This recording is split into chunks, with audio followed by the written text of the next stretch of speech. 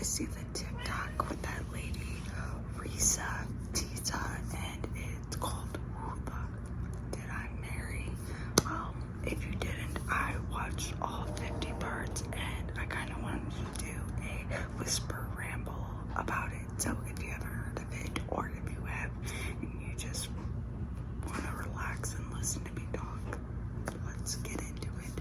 So this lady named Risa met this guy named Legion off of Facebook dating app. They also matched on Hinge, but when they matched on Hinge, it was like a shortened version, like a nickname. Like, let's say his name's Matthew. On the other profile, it said Matt, just for example. So it was like a shortened version of his name on the other one. And once they were together,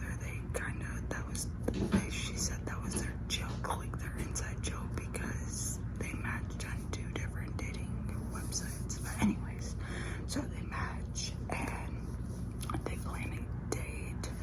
They decided that they were gonna go to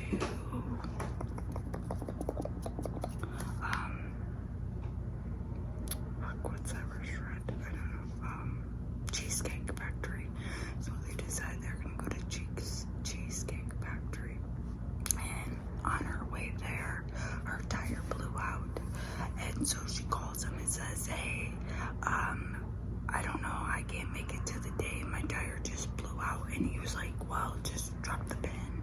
And so he came and changed her tire and was like, hey, go to this tire place right down the road and I'll get you a new tire, brand new tire, because I don't want you rolling around on a donut. So they go fix the tire, they go out to dinner.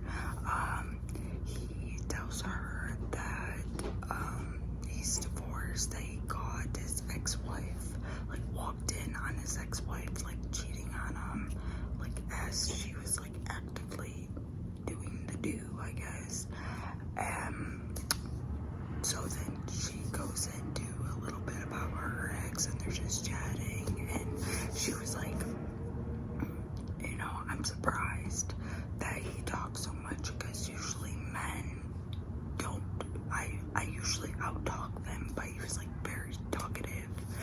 And she said right before they went to the Cheesecake Factory, after she got her tire done, they were holding hands and she got the butterflies, and she just was like, oh my god, like perfect. And then as they were leaving the restaurant, he put on John Legend, like a song about you're gonna be my wife or something. And then a little bit, a couple days later, no, they knew each other for 2 weeks, and their state of Georgia went on to lockdown, because this happened all during the pandemic. So anyways, their state went on lockdown, and he was like, oh, well, if you want, you can quarantine at my place. And she's like, no, because she had a studio and she had a 3-bedroom townhouse, so it like made more sense for them to quarantine at her place, because it has more space and stuff. And they only knew each other for 2 weeks. That is a little bit crazy, but I'm not gonna judge her, because everybody makes mistakes, you know. So this has nothing to do with judging her, because everybody has, well, almost everybody at least has that one like toxic situation.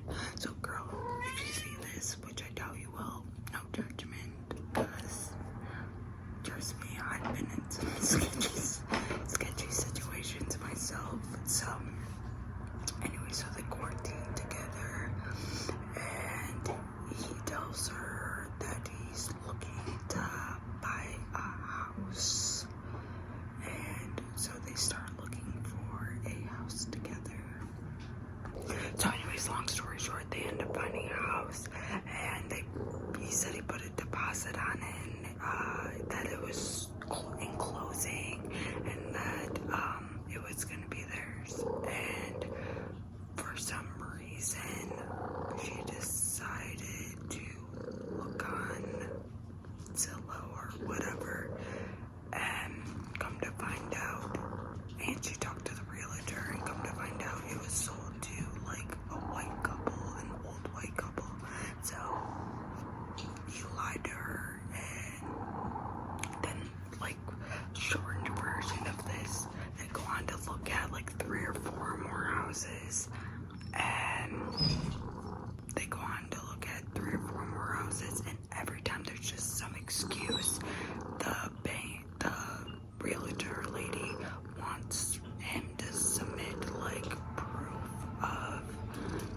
his finances because supposedly he's rich and he just refuses to do it.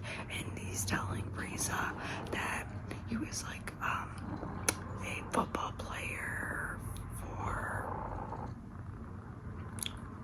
overseas or something, and that he has like an offshore account and he has all this money and he can pay cash for $6,000 or $600,000 house.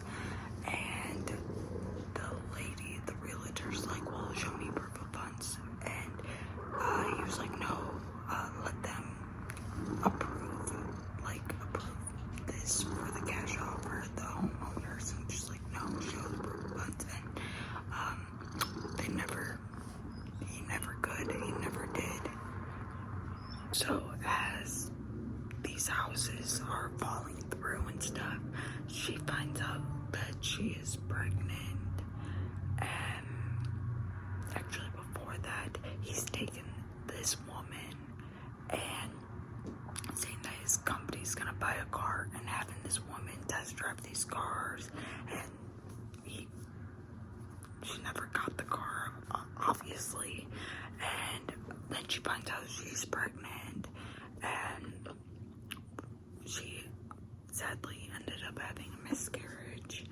And she said that she had to take this pill to,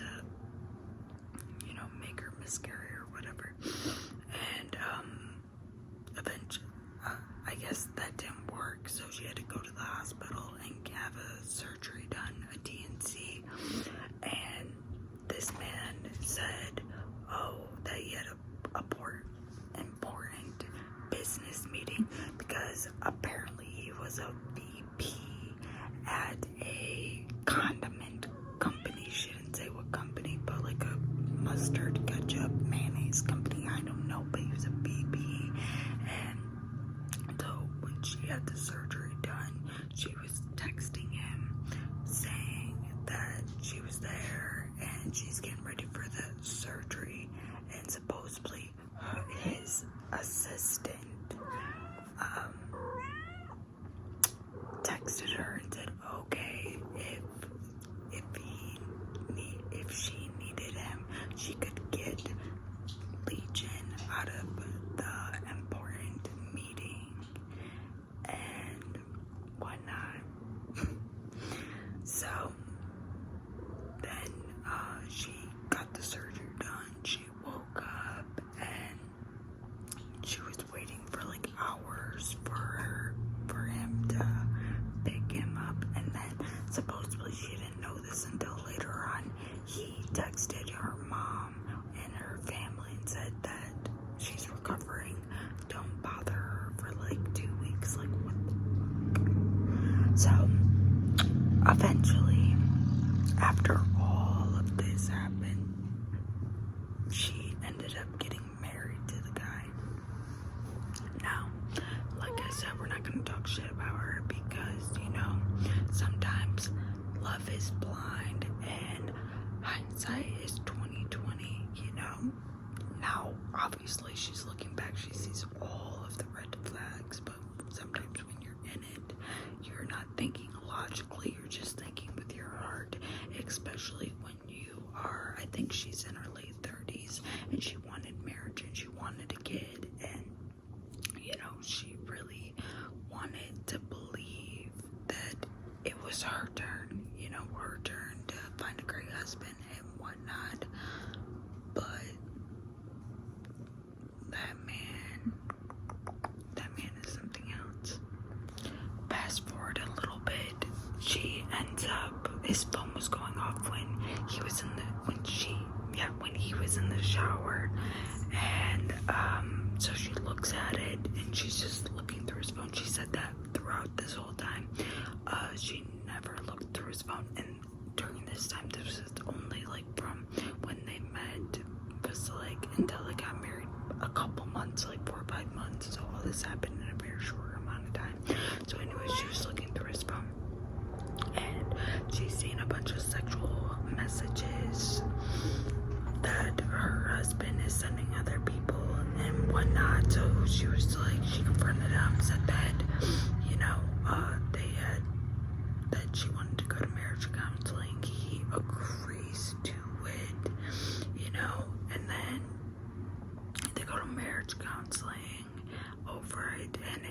brought up that he has this offshore account and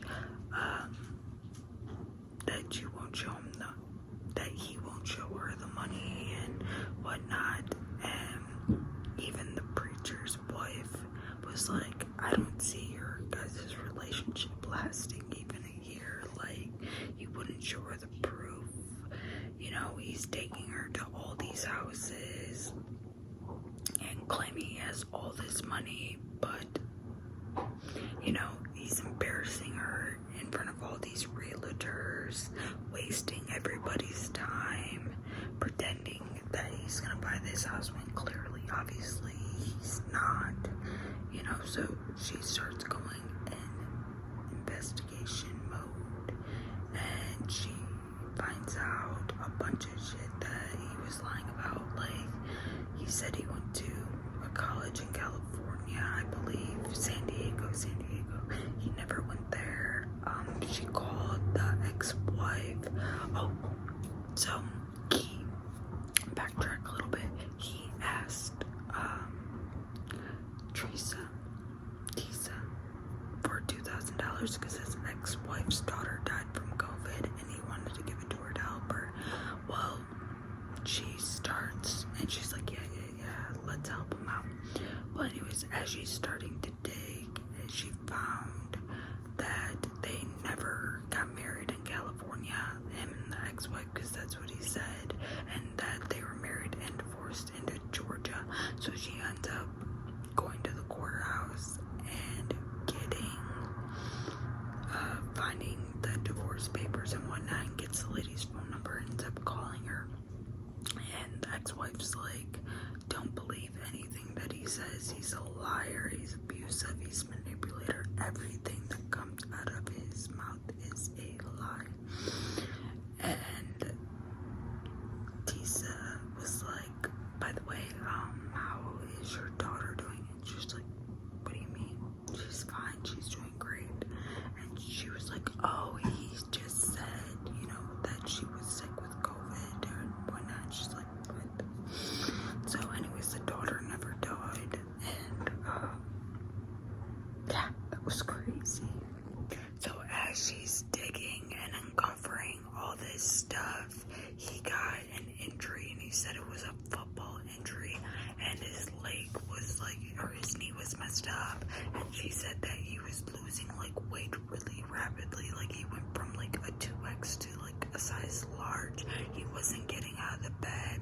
At that time, he got laid off from the condiment company, and supposedly he was working for Apple. And so he was just laid up in the bed, and you know, she was just digging and just finding out lie after lie after lie, and just everything just started just crumbling to the point where she just snapped, and she was like, you know what, you need to get the fuck out of my house. So she kicks him out, and after she kicks him out, she finds out that he's been like pissing in like bottles in the room and not actually leaving the room.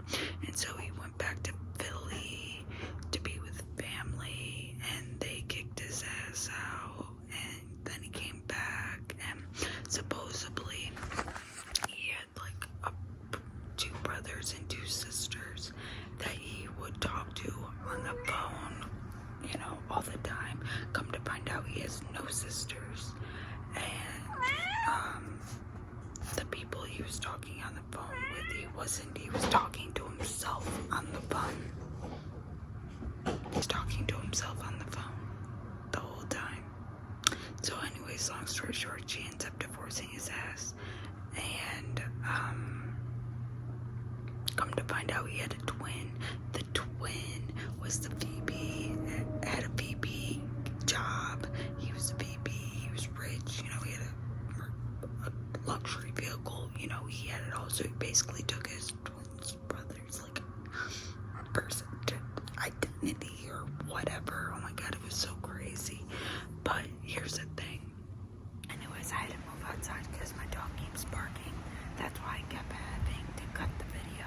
But anyways, watch out for the red flags and just listen to your gut. If your obviously something is not right. So if something's feeling off, it probably is. And also, this man